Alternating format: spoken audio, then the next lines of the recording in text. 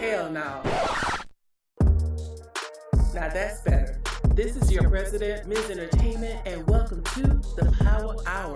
We getting ready to kick this thing off in 5, 4, 3, 2, 1. Let's go.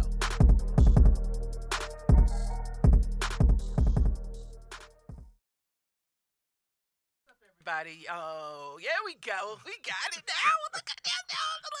What's up, everybody? This is your girl, Ms. Entertainment. I am your president of the Real Ass People Society. So welcome to the Power Hour. We're live every Saturday at noon-ish. I always say that.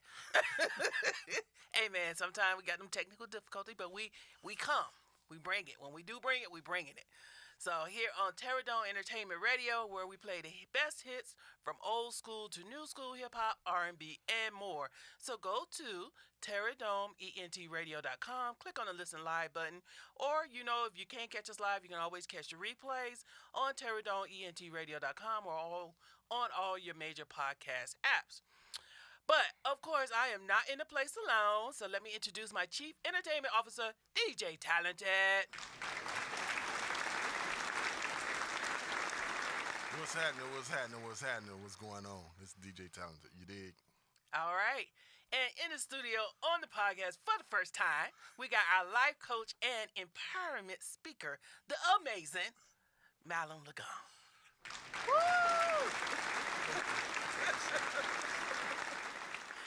But before we get into the show, I always do our check-in. So how was your week, fellas? How was your week? It's been a pretty blessed week. It's been what? It's a blessed week. There we go. Yeah. Okay. Yeah, I'm happy with it. Yeah? Yeah. Okay. Things are moving, changes. Now, changes is always inevitable. It's always good. Yeah.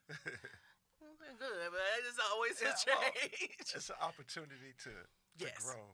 It's definitely an opportunity. Yeah, and respond. Yes. Yeah. What about you, DJ Talented? I'm still alive. My fingers and toes, they still moving the same way they did the week before, so I'm good. All right, then. My week was, it was interesting. It was interesting. We're still adjusting to the transition, but like you said, it's always an opportunity to grow. Yeah. It's an opportunity to grow. Yeah. All right. Did you watch the DNC? I sure did. What was your favorite part? I think that last speech.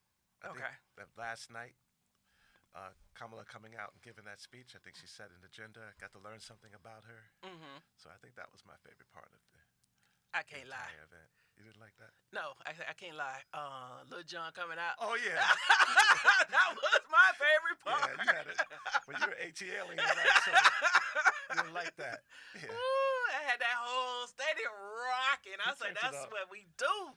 Like A-Town down. He did. A lot of love to A-Town. Yes. I had to see the old people out there. Yeah. Had my white brothers and sisters out there. Yeah. They got that groove on. They're two-stepping. They weren't one to win, but they were there. They were there for it. That was good. It was good. That was my favorite part. I ain't gonna even lie. Yeah. That was kind of dope. I did appreciate that. And we were the only ones to do it, so we set the bar. Y'all did. Because if New York would have done it, then, y'all wouldn't have had a chance to come. So. True, maybe. Because especially if you came out with, like, Jay-Z or something, yeah. Now, you played the song. Yeah, they did. But they played the song, but, Georgia came out with. No, y'all brought it out. That was a surprise. We came out with real time. That was a dope. Turn down for what? There you go. That's it. Now, the only thing that could have topped that, though, if Beyonce came out and did the Freedom song while she walked out, that might have shut it down right there. Yeah. But that was pretty live that they did that. It would have. Yeah. But, ATL's here. Yeah. ATL was here. We was in the building. Respect for that. We was definitely in the building. And we need Georgia, by the way. Yes, we do. Yeah. We need people to get up and vote. Yeah. Get up, get out, and vote. Yeah. We don't sit and watch, participate. Yeah, you go. So do something. Yeah, there's 6 states that matter. I don't want to jump all over your thing, but there's 6 states that matter. Yeah. And there's 6 states that matter. Georgia's one of them. Mm-hmm. And I think we need to do more than vote. Call a friend, talk to someone, get involved. I think we need to stay active here. We're not sitting back watching the polls. We are actually participating. And I hope that we all have that knowledge and understanding. We are part of the poll. We are. We are part of it. We make a difference. Yeah.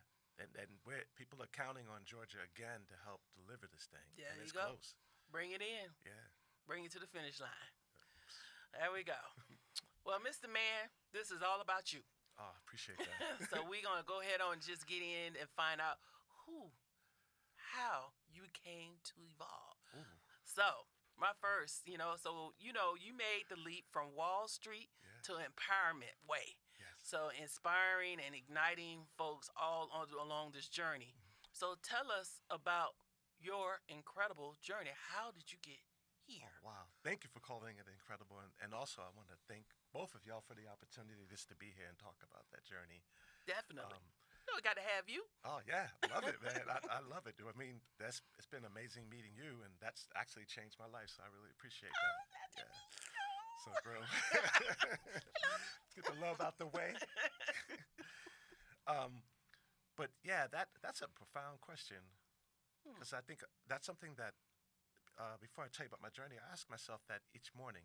Really? Yeah. I open my eyes. I give thanks to the Most High for opening my eyes. Of course. I then, praises up to him and how might I serve.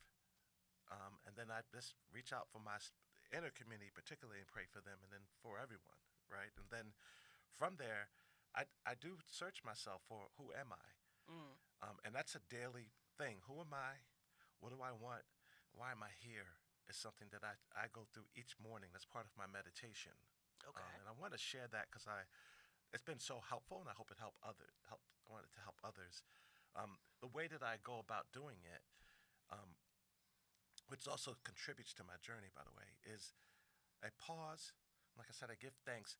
If you try to give thanks for this 5 things that you're grateful for, I'm breathing, I had a bed, I slept, I woke up, I'm in my right mind, what that does is create an environment for love to live and for the ego to die. Right? So if you think about, you have like ecology and your ego. Those are the 2 things battling for you each day. Okay. And when you think about your ecology, that's what's around you, right? That's what the word says. Look at the birds, look at the flowers, look at all the things around you, right? So that's where I find my blessings. I give my thanks for that. And then you have your ego. That's your edging God out. That's the thing that works on you. So if that's talking to you while you're going in, then you're going to come back with some interesting answers that won't serve you. Right. Right? But if you're able to give gratitude, then it's almost like if you took a goldfish and put it in salt water, your ego will just shrivel up and die. I remember throwing salt on snails growing up, and they'd watch them shrivel and die. Yeah. I mean, it was a horrible thing. Maybe 5. Say right. what? Boys. That's boys. But that's exactly what happens when you bring gratitude to the world. Your ego dies. It's, that thing that tells you you're less than, you can't make it. It's 2 weapons of fear and doubt. Actually, and some of the fear is like painful memories. And then self-doubt, like, can I do that? Let that die. And then you dig in and then find your heartbeat. Like, just focus and find that I'm here, I'm breathing, my heart is beating. So now I'm going to my love, my passion center for this question, not just my brain. It's just your cognitive function. I'm going into what actually keeps me alive and sustains me. And I'm saying, who am I? And just breathing on that for a minute. What is it that I want? I breathe on that for a minute. And why am I here? And immediately you don't get an answer. Like if I want to like LL Cool J, right, and did 1 push-up, that's not going to solve it for me. True. It's consistent practice of doing that starts bringing you to who you are.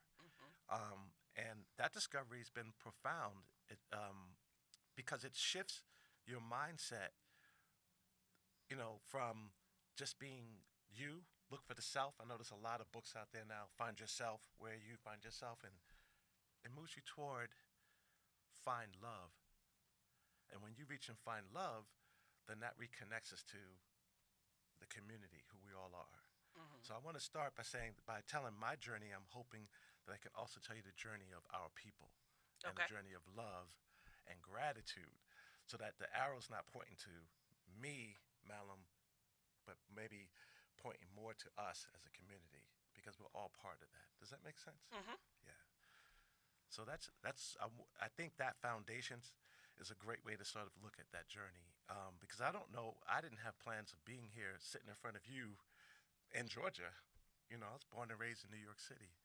So my thought process is, why leave this? It's the greatest city in the world. So But what made you leave? I don't. It's an interesting thing. I do want to thank God for it. Love brought me here. Love has brought me to all the wonderful places in my life. Mm-hmm. Um, I was. I don't think I was particularly exceptional at school. I got through, so it wasn't a. It wasn't for me a sprint. It was more of a marathon, Mm-hmm. and complete and finish. So upon finishing that, I had some great opportunities.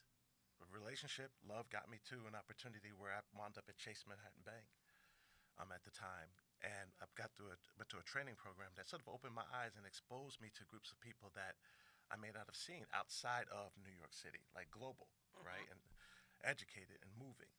And that got me in circles where I met people. So at that time, I met someone who we ended up getting married who moved down to Atlanta. And that's what brought me down to Atlanta. Gotcha. Yeah. And then I found love in a relationship, but I also found love at work. At Chase Manhattan Bank was fun for I'm sure a great job for everyone else. It just wasn't for me. Mm-hmm. Um, but when I found work at Turner at the time, Turner Broadcasting, that felt like love to me.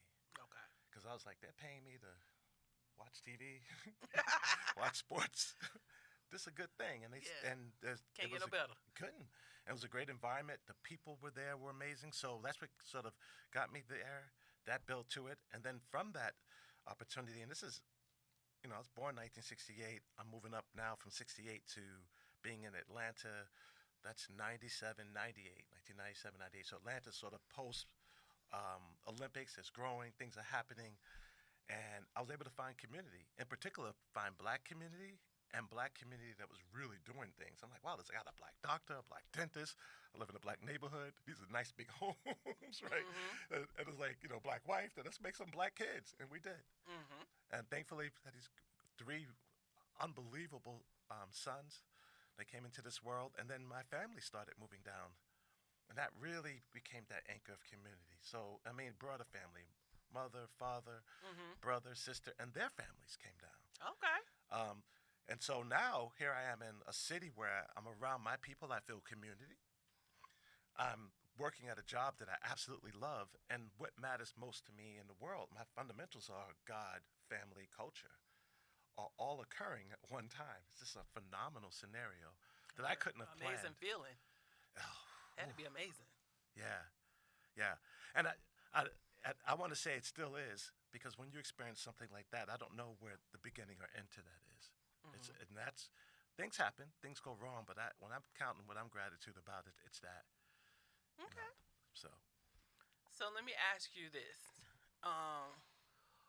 What was that one moment that shifted your life to dedicate to empowering others? yeah. Can I give you 3 moments, because it sort of happened that way? Okay. I'll tell you the very first moment. I didn't feel particularly confident growing up. It's interesting. You better know how to fight if your name is Mallon and you're growing up in Queens Village. Because it was just a different name, right? And there was just different things going on. And I remember, really, my mindset was stay in the house and hang with my mom. Because that's where I felt safety and love at the time, right? Mm-hmm. My sister wasn't born yet. My brother was really young. And she was just an empowering figure. Like, she was always inspiring. That didn't hit me at the time, but it was always, you're great, you're amazing, you're God's child. Surrounded by that.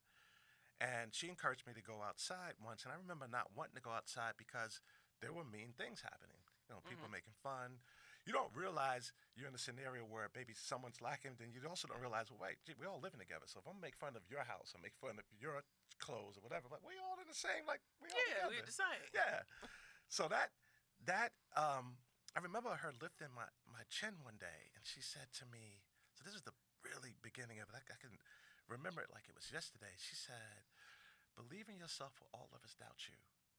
And that's the way she said it. Like, she bent down, she pulled my chin up. She said, keep your head up, son. You're somebody. And I just remember that really stuck. Like, man, believe in myself when all of us can doubt me. I almost like looked for like doubt.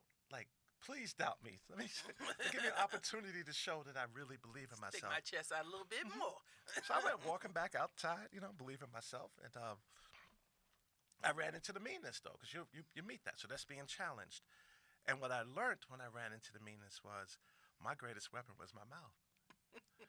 So you say something back, it's like, hey, your mama. And then those things were rolling, right? And I felt empowered by that. So if you said something to me, I'll say something back to you. And my mouth is running to the point where you'll be crying when I finish because I just have a gift with words. I know I do. I don't work at it. I know how to say things. I know how to present and speak to people. I've always had that. I mean, I've polished it over the years, but it's just natural occurrence. So, Michael Jordan, don't play in basketball. Don't try to battle. I don't know, Eminem, I wouldn't play dozens with me because my mouth is going to chop you up. And I'm like looking at you like, what? And this is so weird, man. I was in a car once driving my sister and we were talking and she, man, maybe, I want to say she was less than 10 years old. Maybe a little older because what she said was so mature. But I remember her being really young. Yeah, older than 10. So I would say in her teens. And because I'm driving now, right? And we're 11 years apart. And my mouth decided to fire off at her, too, one day. Yeah. And she looked at me, all her maturity. She's a brilliant human being. And she looked at me and she said, what if you used your words to lift people up instead of just tear them down when you were hurt? That stopped me in my tracks. First time someone shot me back, but they're like, oh, she got bars, too. And I give myself credit because I took a minute to listen to that. Yes. And it stuck with me. Actually, it's not something I can remember. It's something I can't ever forget. The look on her face and the sincerity was just like my mother, right? When she looked at me and said that. And so I began thinking about, okay, so if someone comes at me, maybe I can hit them back with a compliment. You ever look at, when you learn about negative and positive integers in school? Yes.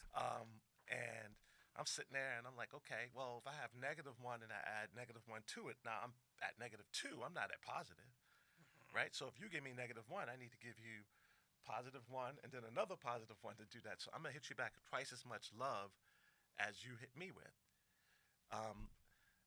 And so that's what I started practicing. I'm trying to remember the exact scripture. I know it's in James, but it's like,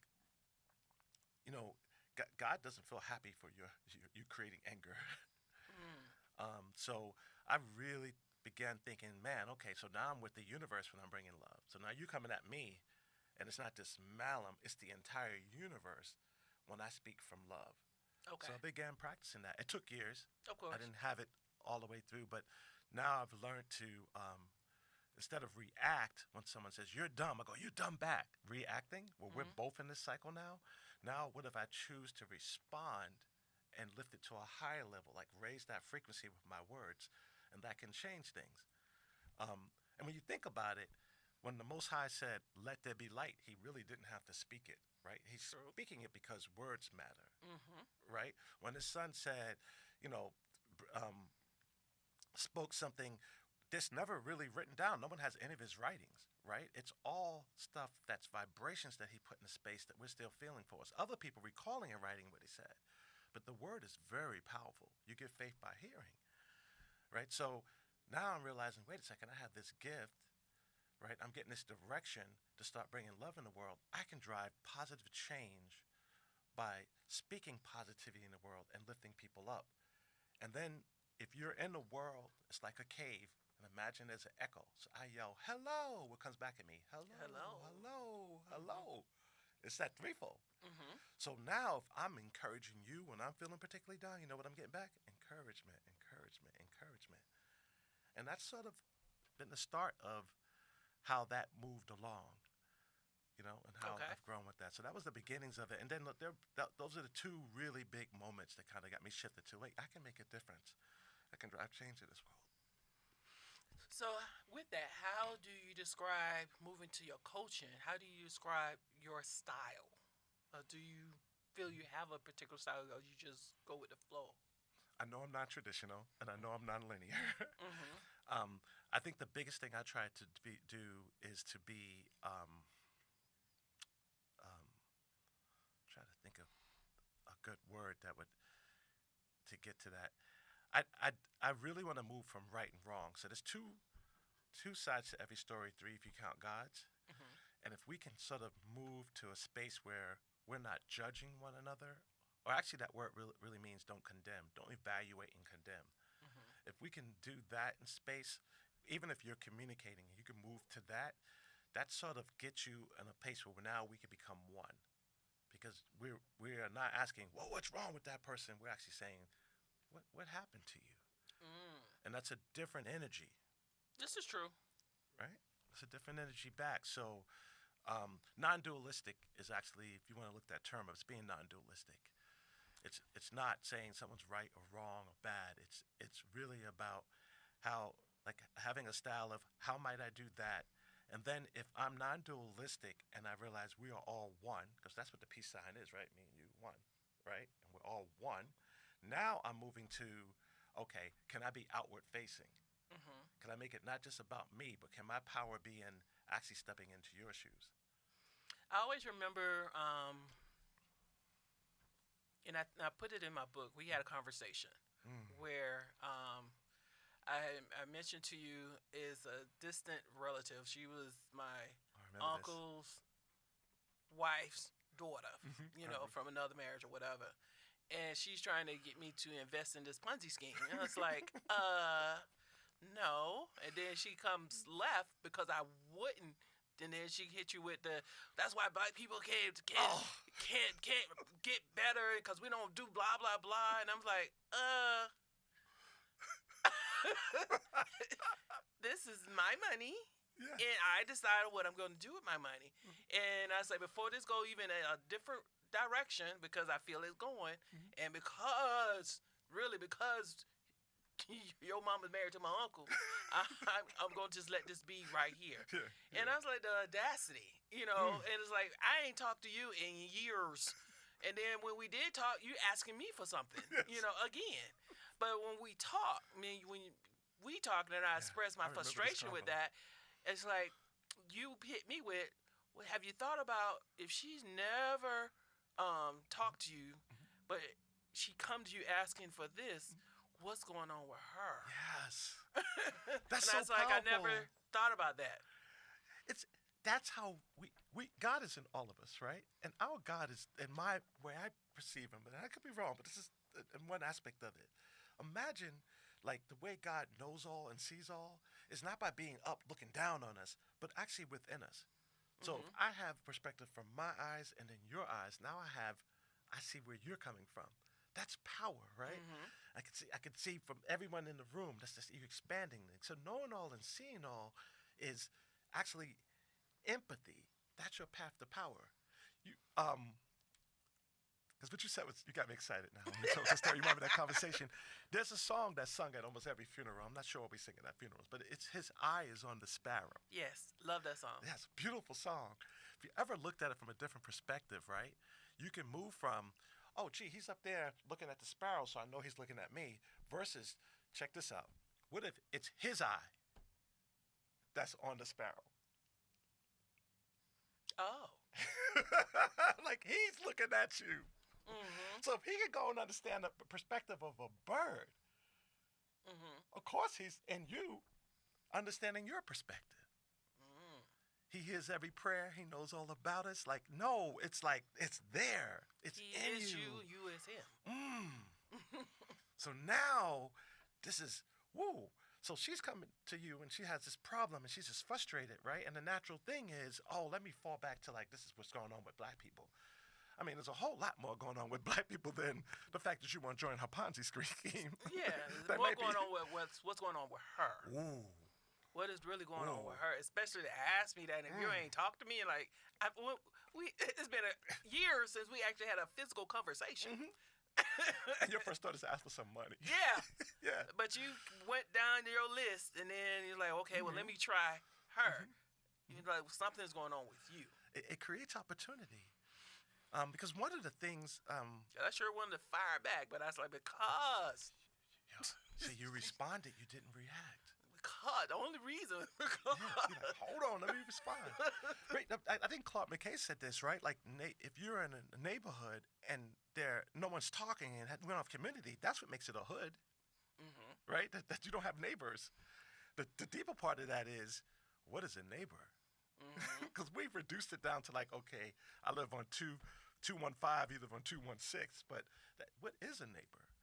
And when we all see each other as neighbors and we see where she's coming from, and okay, so not what's wrong with her asking me this crazy question, but what happened to her where this is her path toward I can build wealth, I find security for my family, that shifts the dialogue. By taking from you. Yeah, by taking from right. Because it's zero sum for her, right? And when you don't have, things do become zero sum. Or at least if you have the perception that you don't have, then things become zero sum. But you know what a miracle is, right? I like Marianne Williamson's definition of a miracle. She said it's a shift from fear to love, right? From like literally lacking, scarcity to abundance. Okay. Right? I don't have, I need her to give me this so I can have. She's in fear, right? And you hit her back. You shifted her fear to love. I'm not going to attack you. I'm not going to tell you, you crazy lady, get off the phone. Let me take a moment to understand where you're coming from. That's powerful. I just shut it down, but yeah. Sometimes I'm not even responding to you. Hey, you're just gonna be fussing to yourself because I'm not engaging in that. But after we talked, I wish I did not go back. But I every now and then I do see her. She just hey. I just let it go.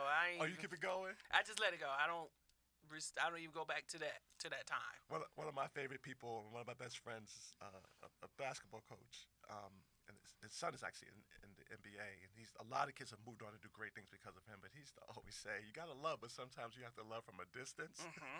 So maybe that's what you're doing now. Like, I just speak, hey, and keep it moving. Like, yeah.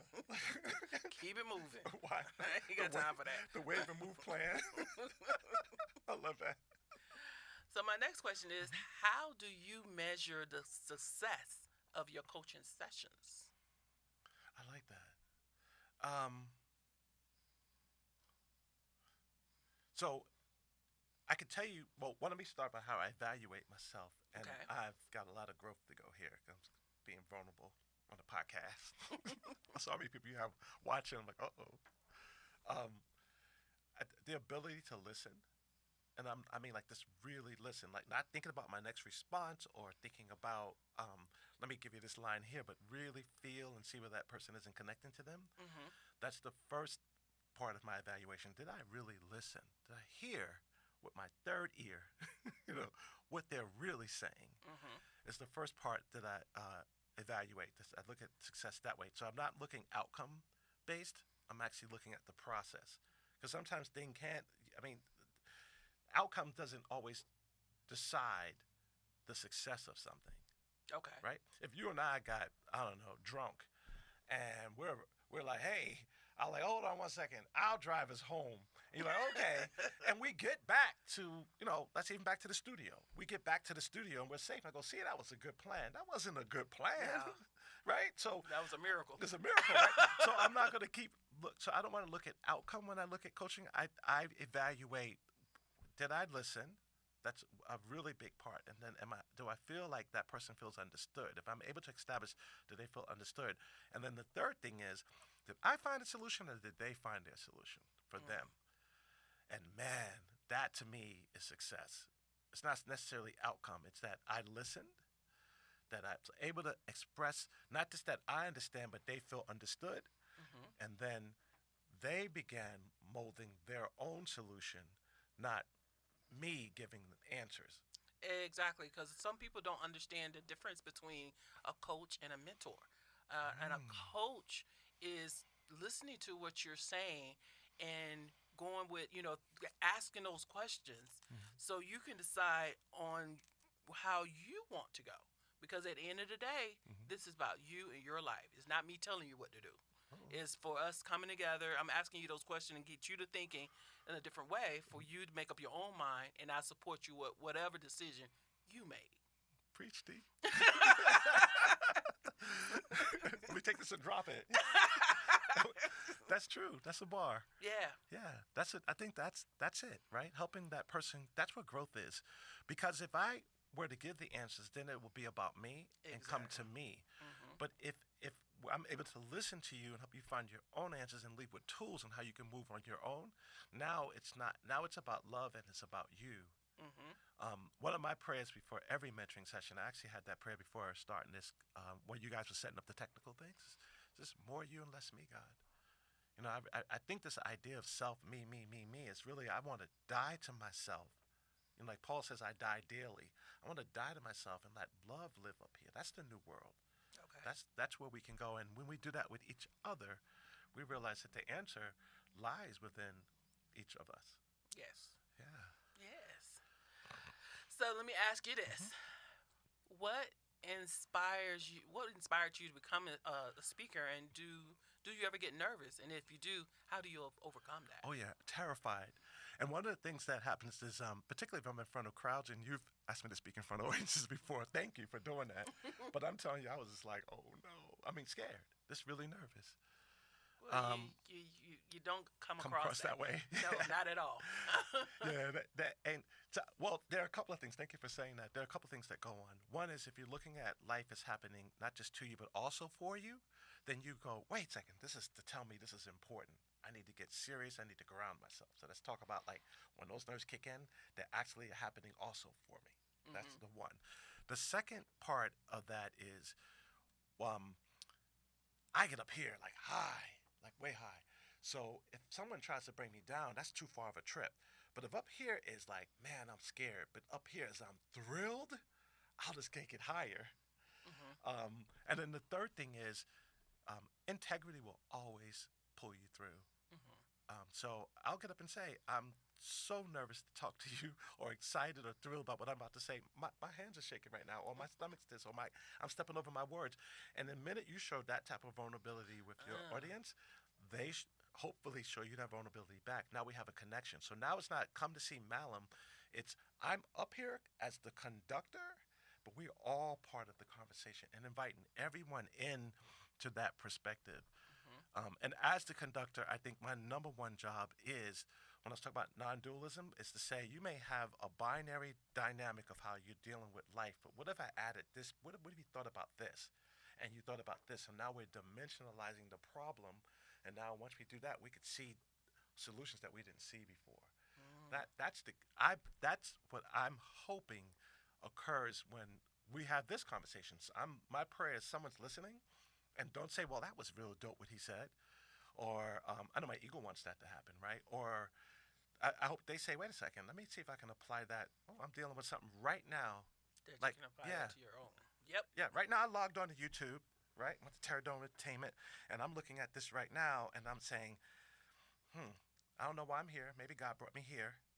And I can't pay my rent, or I'm about to go through a divorce, or someone just hit me or touched me the wrong way, or I just lost my job, right? And then I need a message from you, God. Like, where are you?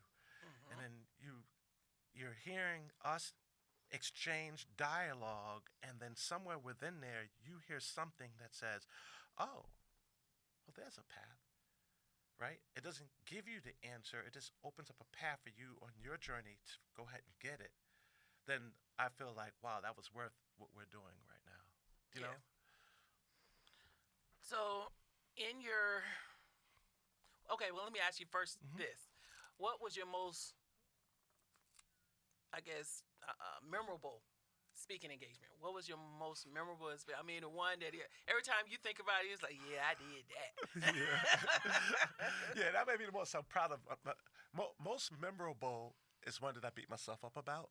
Really? Yeah, we lost an employee, and they asked me, the senior management asked me to speak at his funeral, and I walked in there with my talking points, and my spirit was telling me to say something. I was at this position where you're speaking for the company, and his mother's right in front of me, and she is wailing. I mean, she's absorbing the pain of the total loss, right? We see this a lot sometimes in our community, particularly with our women, right? She's feeling all the emotion, and the father's just sitting there almost like this. because he got to be strong. Well, right. And somewhere in that like dynamic that there's some profound suffering going on for all of us, right? And I walked past her, and when I walked past her and I like walked up to talk and I looked at my talking points, I feel like there was opportunity for me to, like God was sending me some things to say that I thought could have opened a broader door at that moment. And I kind of like stuck to my talking points, and you can't do that twice. And then I was like, man, I wish I would have, when the stakes were high like that, just died to myself at that moment and let that spirit take over and move. I didn't know how to manage what what I feel like the spirit is saying in the moment, because we're in Mississippi, we're amongst our people, we're in this church, like you feeling it's a very different dynamic, but then I'm coming down from a very Eurocentric perspective because I'm flying down with the company speaking as the company for the company, and I just don't know that I ever got that balanced right, and the outcome of that is the opportunity of someone there. Not that anyone could remember, because the pain really is about who's laying in that coffin, but maybe something that can help bring a path or ease or some solace to. In a really sad time. So I thought that was a moment of speaking where I was like, wow, I wish I could have done better. And then just recently, I'm trying to think if you were there. I spoke in front of a bunch of, you actually arranged it, but I'm not sure if you were there. With some kids from, I think, maybe in the YMCA or something. Oh, that was, with Ron. Yeah, I was there. I want to have that back. I actually reached out to Ron, and I wanted. So my approach was, I saw some young people there. I felt love for them. I saw also some things that, wow, we have to organize ourselves a little differently. And I think there was an opportunity to bring more love than preaching. Yeah, because I did see a difference, because it seemed like they kind of frustrated you because you had some kids with their head down, and just like, I was like, ooh, we got to do better as a people. Looking at our kids, because they were not. Some of them wasn't focused. They doing their own thing. And I let that frustrate me, and I didn't bring love there. And if I would have probably practiced what I tried to teach earlier just now, what happened to them versus what's wrong with you? But why are you sitting? Sit up, like stand up, speak up. Maybe it could be, there could have been a number of reasons why I'm not focused. Maybe I'm lacking nutrition. Maybe something's going on at home that I can't talk about. Maybe I'm overwhelmed. I mean, I don't know. But I thought there was an opportunity for me to show more love in that circumstance. And I want those kids to, if they, instead of listening to what we had to say on the panel, I think what would have been more important, because Maya Angelou said, people may listen to what you have to say. They may remember what you did, but they'll never forget how you make them feel. Yes. And I think it probably was more important to connect versus to correct. And I think I leaned too much into correct. Okay. I did it from what I thought was love. Like, listen, this is serious. We got to move forward. You guys need to act this way. This is how we need to go. These are, it takes a village. I'm talking the way I would talk to my sons. But I think in correcting, I may have overcorrected and underconnected. Okay. Yeah. I can see that. Yeah. I prayed about that real hard, and actually met with him and said, if there's any opportunity to drive over and maybe speak to the kids again, I just want to first take accountability for I could have showed up differently, and then showed some more love. I want to say this real quick, and it's a little bit of a tangent, but I think it's a lesson in here. Okay. I remember being, I look back now, my parents were, I think, like 24 years old when I was born, right? So I'm like 5, 6 years old. That means my dad had not been 30 yet. And I remember him saying to me one day, like, and a lot of black men say this to their sons, even today, it's like apology is a sign of weakness. Yeah, like you see parents that aren't willing to say, my bad, I messed up. I could have done that better. Well, it is, right? And at the time, now remember, this is 1970 something or whatever, right? But I remember later him coming back to me. That was so powerful. And he said, son, that wasn't right. That's not, you know, I'm sorry. He said, I'm sorry. And I was just like, wow. He gained power with me. I wasn't, I followed instructions not because I feared my father, it's because I feared letting him down. Okay. Because he showed so much love, you know, and we, in our culture, sometimes I think we over discipline. I think some of those are artifacts of slavery. Like, I'll say something now that instantly everyone in the room's going to be, oh, don't do that. But I don't think spanking works. Beating your child is something that we learned from somebody else. And sometimes we had to do it because they would beat our children to death. Right. The term fresh, like don't be fresh off the boat, like this tell you to get in line. You know, we tell our kids to shut up and sit down. We spend the first 2 years wishing they walk and talk. And then when they walk and talk, we want them to shut up and sit down. And seen you know, and not heard. yeah, and like, you know, take out the garbage. Why? Because I said so. Like I don't know what you get out of that. Versus when I look back, I don't know where he got it from, because that was not the theme in the 70s. But hey, son, I was wrong, and I love you. And I was just thinking, wow. So I think that there was something eye-opening where I hope I can share that back with these young people, just walking back and saying, you know what, I got that one wrong. You know, I'm going to do this better next time. Right. It's like DJ Towner and myself, we was actually talking earlier this morning, because he asked me, he noticed I get uncomfortable when you give me a compliment. He's like, did you ever receive compliments when you was growing up? It's like, no, I don't even remember my mom saying I love you. You know, even though I felt she loved me, right? But I don't ever recall she ever actually saying the words or even the hugs. And I say that's probably why I overdo it possibly with my daughter as she's growing up and with my granddaughter. Just I wanted to make sure that there's nothing that you can ever that negative can creep up into your head to even convince you that I never showed you. So with your father coming back, you know, because again, that's that old school mentality, and for him coming back and just learning, evidently he learned something different and apologizing. That was huge.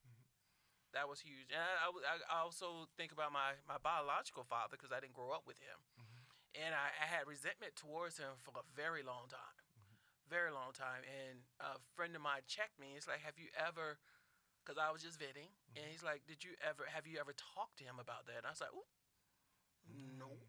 Yeah. Nope. And then when I actually had that conversation with him, he apologized. And I mean, it's just like all the resentment went out in that instant.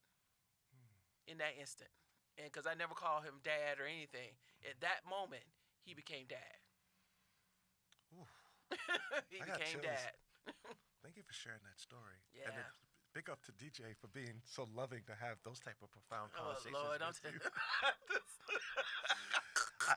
I think that's, I mean, we actually had this talk before the cameras rolled and everything started, right? Like one of the most important things, and I wish I'd known this later, early in life, is to bring to a relationship is safety. Right? And then within that safety, there's the chance to say, I'm sorry. And it's also your heart to be willing to forgive and let go. Yeah, because that's very hard for me. I'm a work in progress. Yeah. I'm a work in progress. Wow. But I look at it as like, don't forget. Yeah. But to forgive, it's like I don't know if it's forgiving, but if you do something and I felt as you violate it, then I have nothing for you. Period. Moving forward, I can be cordial. Yes. But us moving forward with anything is severed. Wow. Severed for life. Oh my God! I love that. I love it. So there are two things that you said. Can we just break down both of them, because they were very profound. The first one, and I'll do it. The first one you mentioned was about this receiving positive affirmation as a child, and the second one was forgiveness. Okay, so I'll start with forgiveness and see. Let's wrestle with this for a while. Okay.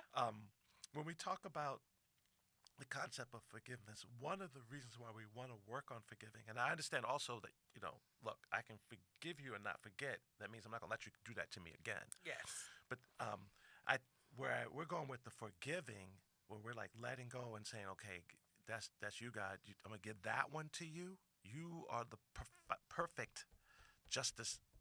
No, you're gonna be that. I'm gonna let that go. That goes back to, I'm quoting Maya Angelou again, where she says that she says something to the effect of, you know, anger is good, right? Jesus got angry. And by the way, a lot of brothers think, oh, I'm going to be a man, whatever. Well, I mean, this dude, Yashir, that walked this planet, the scripture we all know is he wept. So there was some crying, right? Right. This anger. He prayed, take this cup. Like, I'm sweating blood, this is tough. So let's give ourselves a break that it is very masculine to feel emotions. But but back to this thing is what she said was, so anger is okay. Or like he whipped the people in the temple, right? Den of thieves. The challenge is when we let that seed stay and then it metastasizes into rage. And I'm specific with that word because rage, like cancer, only kills the host. Agree. Right? So if I got rage and you sit next to me, you're not going to catch it, right? You might catch it, but I'm the deaf to it. So I think about it like if I hand you a pile of shit and you hold it and you're like, well, I'm just going to keep walking around this pile of shit. It's kind of like, okay, first arrow, I hand you a pile of shit. The second arrow is, why are you holding it? Exactly. So that's why, for me, forgiveness kind of just helps me move on, just letting it go and dropping it. And it opens the door for me to catch what else life has to give me. And then sometimes, because back to Yashir, he's dropped up there and he says, God forgive them. He doesn't say, I forgive you. Right. And he's still going through it. So that's the message of maybe we just give that to him. Can we give that to him, to all of the people that have done you wrong? If we just practice every day, you know what, I'm gonna let that go. You don't know what you're doing. He said that too. And let God forgive that. But I'm not gonna let myself be back in that situation. Exactly. The second thing, there's some historical context, I believe, to I see this a lot in all communities. I'm going to speak specifically to our community, where there are artifacts of chattel enslavement, whereby you're beautiful. You walk around plantation, you're exposed to a lot. You're not just exposed to people around you kind of making fun, but you're exposed to all of these men who know that you're property and will then have their way with you from that too. And so being too beautiful, getting too much of a compliment creates a weakness and leverage for those who own us and can use that to sell us and move us off and do things like that. So I think some of this lack of, telling people they're really wonderful or amazing and thoughts are artifacts of some historical construct that really started in love and now has turned into, again, metastasizing something different. Yes. And then now we have a tough time receiving positive affirmations. Because you're thinking like, okay, what you want? Yeah. Yeah. So that's real powerful. And then the thought is, okay, well, you can't show me love, but maybe you can't give what you don't have. So maybe I can't call you beautiful because I don't know that I am beautiful and you're from me.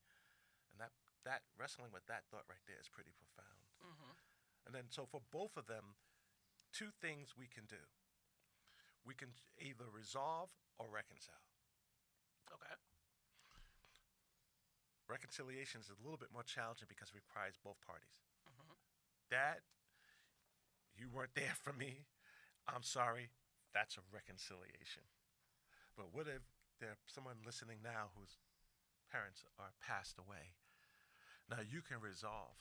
You can resolve. Yeah, you can deal with it with yourself. You can say, I'm going to take this energy, I'm going to leave it, and I'm going to show it love. Right? So I'll make good with myself. Even if, no matter what you do, Exactly. I'm going to do that.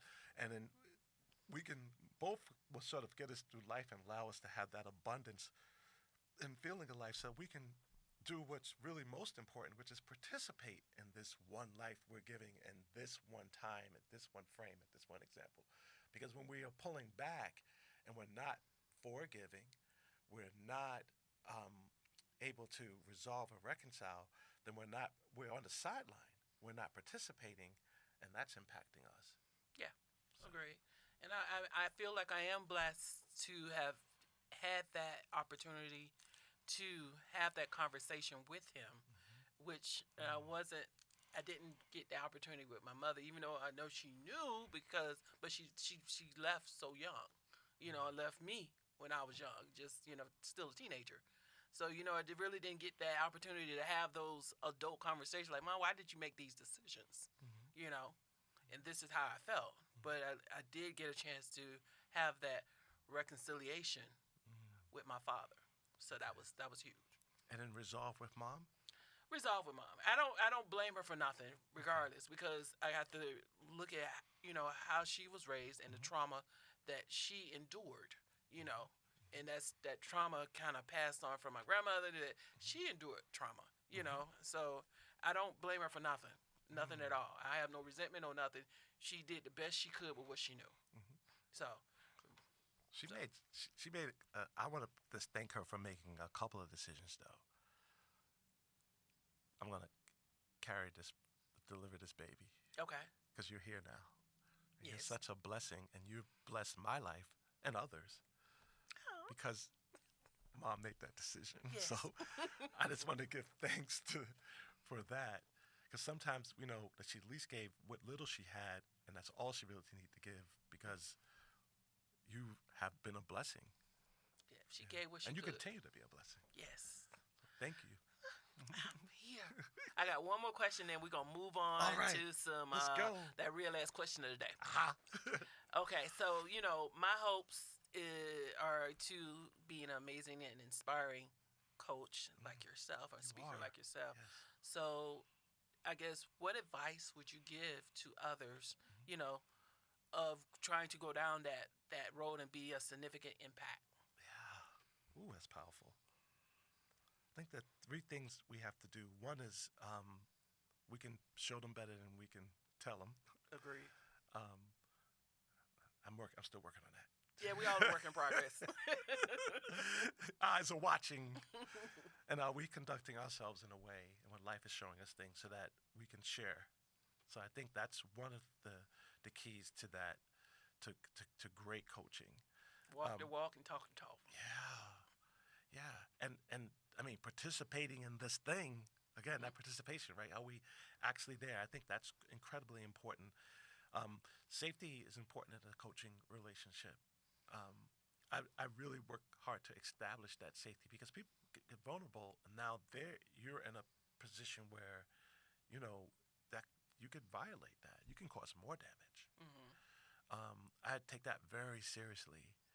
I like one of my favorite things to say in a coaching session is, listen, 1 to 10, right? One is I just say, how are you? And 10 is I ask for a social security number. I should never be at 1 and never be at 10. Let's try to have our conversation somewhere around 7 or 8, right? Because if you're below 5, you're just coasting, and you only go downhill. You only coast downhill. You don't achieve anything, right? But if we are a little heavier and you're feeling just comfortable enough that's creating change and driving change, we can do that. And then here's the third thing.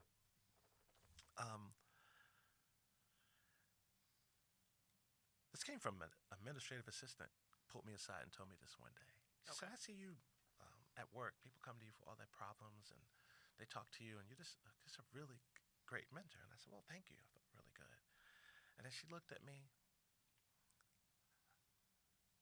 Her name, I'm going to say her name. I usually don't say that, but I'm saying that because this is such a beautiful thing. Her name is Janice Bell. She said to me, "But just remember, you don't do the salvation. He does. Mm. So make room for the Most High in your coaching dynamic." There you go. Right? I think that, because then now the outcome is way more than you can even imagine or dream. Yes. I think those are the keys. Safety, establish safety, make yourself a role model. And I think the third one is really do your best to make room. Jay-Z cracks the door when he writes a rap.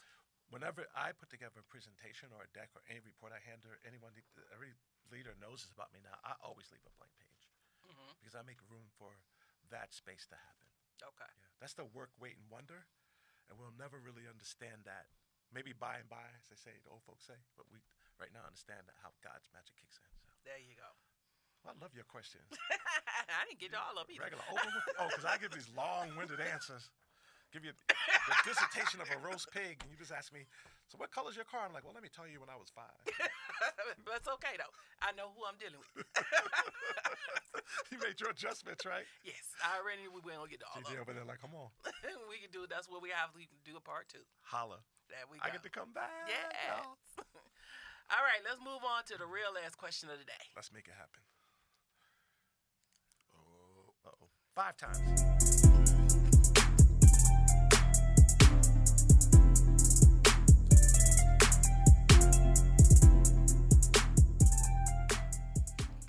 All right. You are in a very loving relationship, right? Yeah. Your significant. I found love. Yes. Baby. So your significant other comes to you and says those dreaded words. I need to tell you something. Yeah. So she reveals that her ex came to her in a desperate way and asked for a loan of a significant amount of money. And, he's always been trustworthy in the past and blah, blah, blah. She loaned it to him. Now he has disappeared. And now she's coming to you asking you for a loan because she ain't got the money to pay her bills. No! God, please, no! No! What do you do? That's a crazy question. And first of all, if you know my significant other, you know that probably be reversed. Everybody else, she got her money. Let me stop. Get myself in trouble. Right? She ain't taking no loan. She lending, but no. That is a dope question. All right, so it's okay. So she's made this decision. She's done it with an ex. She didn't consult Just recently, me. yeah. This She didn't is consult like brand new. Like She what? didn't. She didn't tell you nothing. Now he ran off. She's Now she stuck. asked out. Okay. No money. Yeah. Now she coming to you. Hey, What's see, up? See, what happened was. Yeah. Let me tell you. Let me tell you what happened was. What do you do? Oh gee. We just had this whole talk about loving and kumbaya, and now I gotta get ratchet. No, I won't do that. Yeah, no, but let's apply those. What we just talked about. Let's apply what we just talked about, right? So I'm not gonna ask her what's wrong with you, why'd you do that. I'm gonna ask what happened because that opens up another dynamic. It also creates a space. We gotta say this. It's gonna save some relationships. Okay. When your significant disappoints or messes up, that screws up, right? Try to keep it PG. I'm gonna say something else. But Oh, no, this is internet radio. I know, but then, you understand, my mother may be listening. She hit you over the head with that Bible, too. She wouldn't hit me, but there is a great opportunity to build deep, profound connection.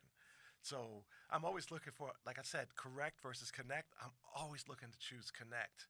So the way I would approach that is I would take what's called a prospective approach, which, by the way, this is a financial analysis of this, right? You go and say to your accountant, hey, I just spent all this money, we got this tax problems. They're going to sit there and just yell at you like that. If you go to the doctor and you're having a heart attack, you want the doctor to yell at you talking about, well, why'd you eat those french fries last night? You want them to deal with this issue first. So my very first step is to be prospective. Let's get you to your fundamentals. Let's get down to your Maslow, right? Your Maslow hierarchy of needs. You need somewhere to live. You may lose your apartment, then okay, you moving with me. Like that's what we got to do. Let's build down to the foundations. So I would start with being prospective. How do we get you secured financially right now? And then you get to what the fuck were you thinking about? Yeah, but guess what? She's gonna be more apt to hear that. And be right. If I'm responding to her and moving in that space, and then now she can choose if she wants to stay with me, who's gonna love her this way, or oh boy, who's coming back up and is borrowing stuff. And we can get to why'd you make that decision, because that decision is complicated, right? It may be, and I have a really loving heart, but I also may have been abused, and I got triggered. Like we don't know what happened there. Yes. So I think that's what I hope I would do. It might take me a while to get there because I'll probably get in my own way because the ego is powerful. Yes, and the more you try to put the ego down, the more it wants to live. So it's going to fight. But ultimately, I hope I get to a prospective response to that. Then a reaction. And then respond versus react. And let's get to that. And then there's a part of me that probably will. Let me see if I can find this cat. Yeah, we're gonna have to talk Depends on about how much money we talking. Because there's enough. I'm gonna have to holler at you for a second. You gonna meet me? Yes. And maybe my friend Roscoe. All right, DJ Talented, what would you think if I had come to you like that? That's right. Keep it real. First thing I'm gonna say is that let's get ready to rumble. It's finna go down. What the fuck you doing alone in this? First off, why is he coming to you, period? Ooh. That relationship has been severed already. There's no way he should be coming to you about money.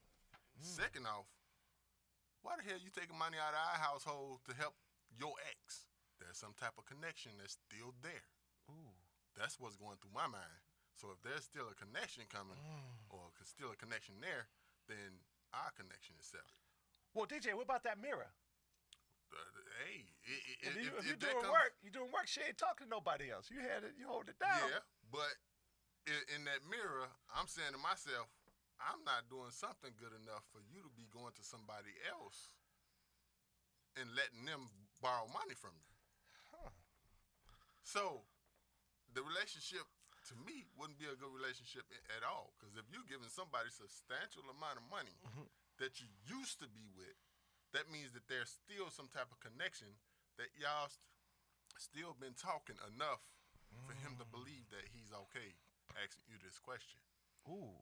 And then for you to receive that question and be okay with him borrowing money from you, there's still some type of big connection that I'm in the middle of. Ooh. Could it be? Here's something to think about also.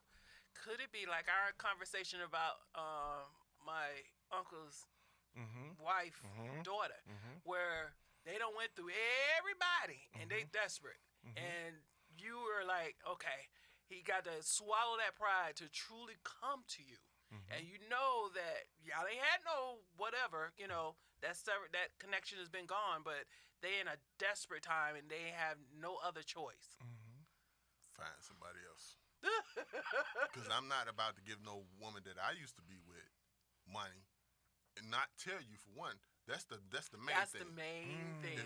Because there was no conversation. Right. If you don't tell me prior to this happening, then that means there's a secret there, some way, some shape, form, or fashion that you don't want to let me in on. And DJ, are you creating, not you, but could it be that you're not creating safety so she can feel comfortable to tell you that? I'm just saying, I was there in a scenario where someone said something, I didn't know. I'm like, why didn't you tell me? And they're like, well, you're not that easy to talk to. And I had to look at me and change that, or try to change that. So could it be that? Like, could it be like, if we had an open relationship, then the minute that person's speaking, then, okay, let's talk to both of us to make this decision. That's how it should be. Both parties should be able to talk to each other and then make a decision off of that. Now, if she came to me first and, okay, such and such is needing money for this. If it's a life or death situation, I'm not no asshole. We can help him out. But we got to make sure that we can get this money back. And if he went ghost, me and 40 going to look for him. Yeah, as I say, get Roscoe. But you know what's so weird when people ask us for money? If they've come to you, that means a bank has said no, maybe a credit card has said no, and other things have said no. And these people are a lot smarter with money than we are. So you might want to rethink. Should we now say yes? Yeah. Agreed.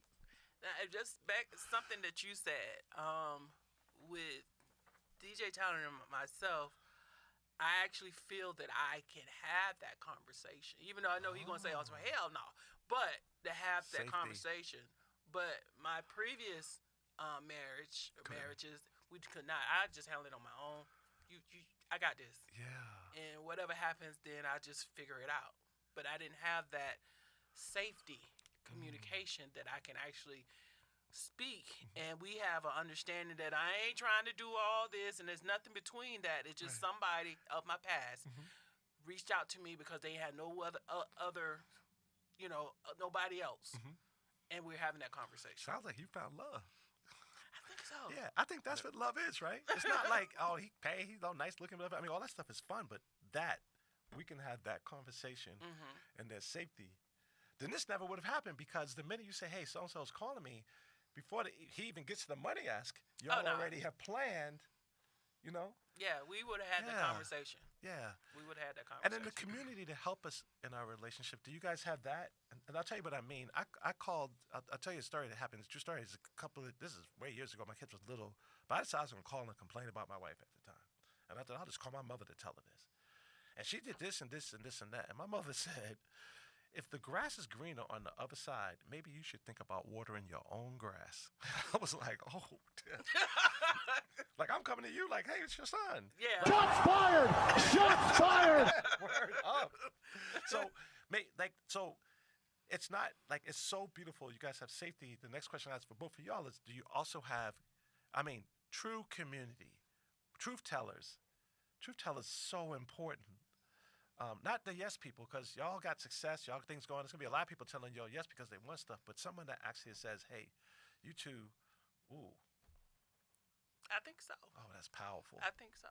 That's powerful. And two of them are sitting in the room now. That's what I see a queen over there. She holding it down. Yes. She's got on her purple, too, so you know what that means. So, yeah. I don't know what that means, but I even said that. Myself but yes, I do believe that we do have a community that will check you, but constructive, and then support you whatever decision you decide to make. Yeah, that's how we do it together. You know, we've been deracinated from that. You know, as a people, and that's when we get back to that. That's where our strength's gonna come from. You know. Agreed. Yeah. Agreed. Oh wow, that's a good wow. How'd you think of that question? I hope you found that on Google, because if your mind is like, whoa. I started, and then I started down this path, and then I started going other stuff.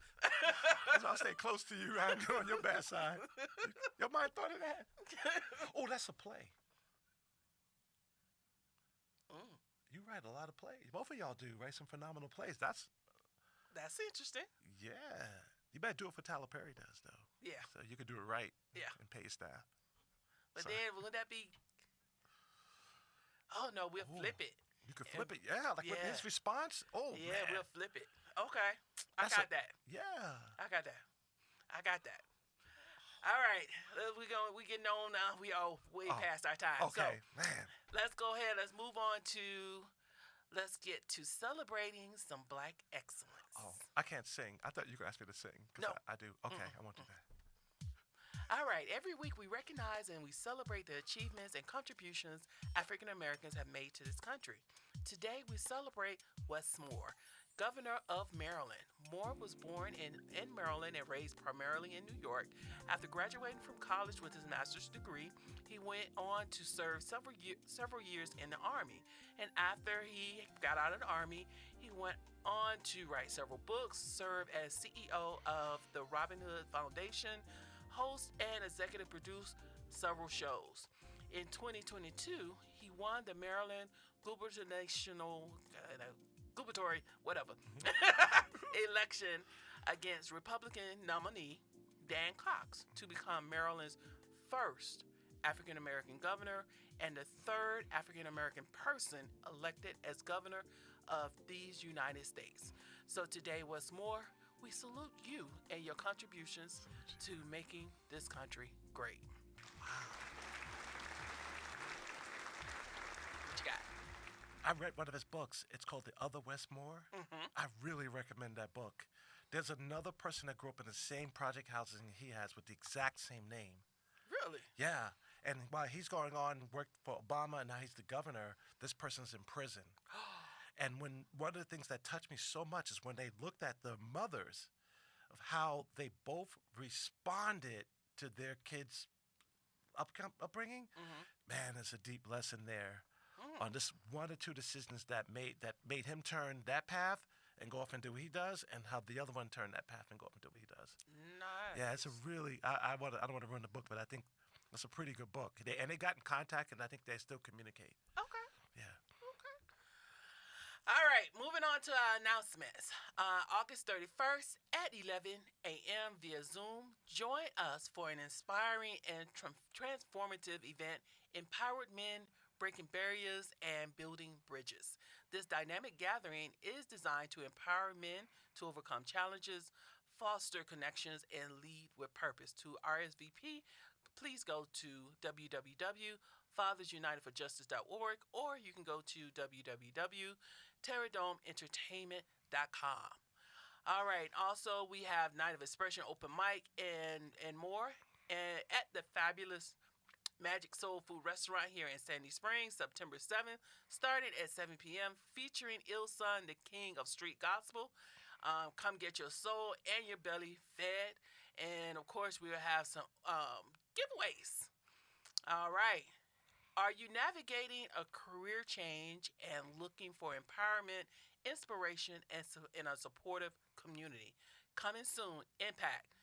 Individuals moving past adversities from career transition empowerment group, where we will empower each other to achieve new professional heights.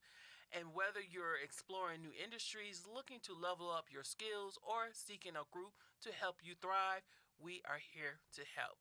So, for more information to come, but yes, Impact, where this is the group that myself and Jamal Broom started. Yes. Yeah, he's a good guy. And that is our show. So, but before we close, we need to pay some bills. Here's a word from our sponsor, Terradome Entertainment.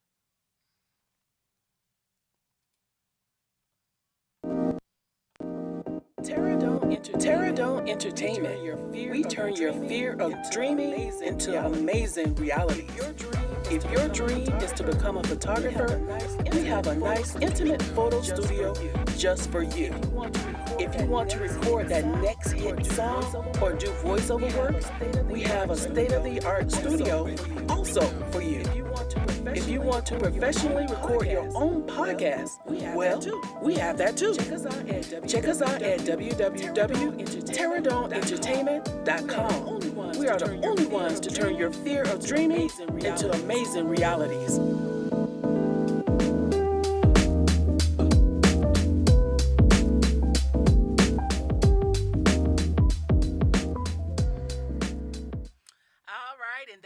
Our show, but before we close, I already did that. So shout out to Say what? I know, right?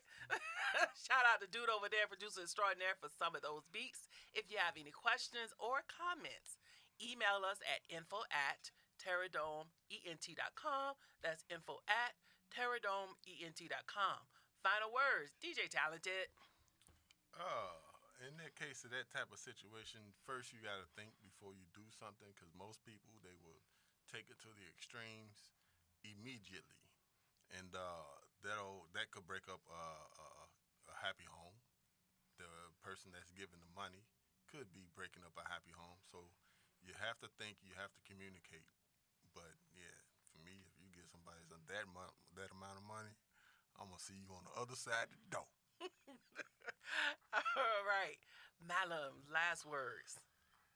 Thank you for having me, man. I feel so blessed. I hope this conversation helped lift other people. And I want to come back. This is dope what y'all are doing here. Oh, yeah. You're always welcome. Door is always open for you. Thank you. Yes. Thank you so much. All right. The real ass check your truth time. So this week, I started to feel a little weary on what the future may hold for me and my family during this life transition. Then someone sent me a text that reminded me that empowerment is cultivating. It's nurtured through knowledge, support, and a belief in our ability to succeed. By investing in ourselves and others, we create environments where every individual has the chance to thrive. When you embrace empowerment, you not only uplift yourself, but inspire others to do the same. So together, we can create positive change and build stronger communities. So I encourage everyone to step into your empowerment. Let's unlock new opportunities, nurture a culture of growth, and ensure every voice is heard and capable of driving transformation. Keep pushing forward. I am your president of the Real Ass People Society, so God bless you and these United Motherfucking States of America. My real ass quote of the day. You may not be able to control all the events that happens to you, but you can decide not to be reduced by them. The ability to triumph always begins with you. So join us live every Saturday at noon-ish for the Power Hour with the Real S People Society crew here on Terradome Entertainment Radio, and catch the replay of this show and others on TerradomeENTRadio.com or on all your podcast apps. You can hit us up on IG at PowerHour_raps_crew. I am your president, Ms. Entertainment. You can contact me at MIZZ_entertainment_ATL. Chief Entertainment Officer. You can catch me on socials at DJ Talented _ the number 1. All right, Mallon, how can folks reach out to you and connect with you? I'll just give out my number. No, I'm joking. I don't want to do that. Phone will never stop ringing. I know, right? Like, hello. I'm lending money. No. Yeah, please. I don't have. Oh my God! Check me out on social media. I guess I'm on LinkedIn, so that'll be dope. And I'm gonna come back here, so maybe we can connect that way as well. Okay. And we're putting something together. It's coming soon. You'll see. We're gonna roll it out so we can make it more formal for people to reach out and do things. So there you go. yeah, All can't right. wait to talk to you about that. Okay. And as always, I leave you with this. Be kind to each other. Love one another. Keep God first. Thank you for joining. Stay safe. And we're out.